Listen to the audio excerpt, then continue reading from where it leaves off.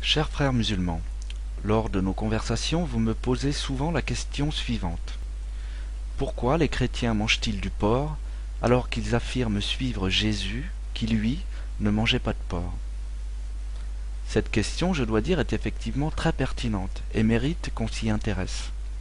En effet, à l'époque de Jésus, tout comme aujourd'hui d'ailleurs, les Juifs ne consommaient pas un certain nombre de viandes parce qu'elles sont considérées comme impures d'après la loi de Moïse.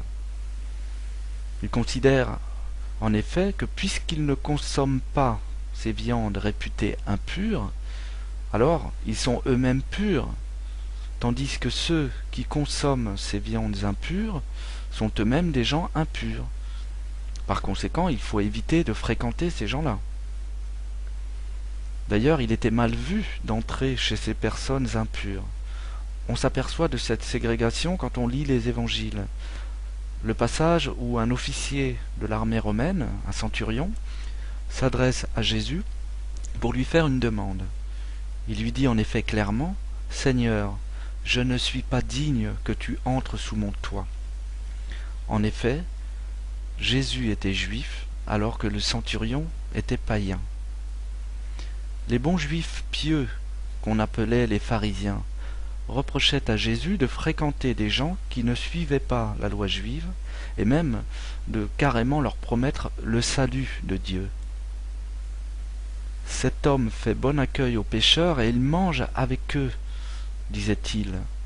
Ou encore il lui reprochait « Pourquoi tes disciples désobéissent-ils à la tradition des anciens ?» En effet, ils ne se lavent pas les mains avant de prendre leur repas. Alors vous vous demandez toujours pourquoi ceux qui suivent Jésus le Christ et qu'on appelle les chrétiens mangent-ils du porc alors que c'est une langue interdite par la loi de Moïse? Voici la réponse, et c'est Jésus lui-même qui l'apporte en répondant à ses adversaires. Il appelle la foule et il lui dit « Écoutez et comprenez bien, ce n'est pas ce qui entre dans la bouche qui rend un homme impur, mais c'est ce qui sort de sa bouche. Voilà ce qui rend un homme impur. » Les disciples de Jésus, ne comprenant pas ces paroles, lui dirent « Sais-tu que les pharisiens ont été scandalisés en entendant cette parole ?»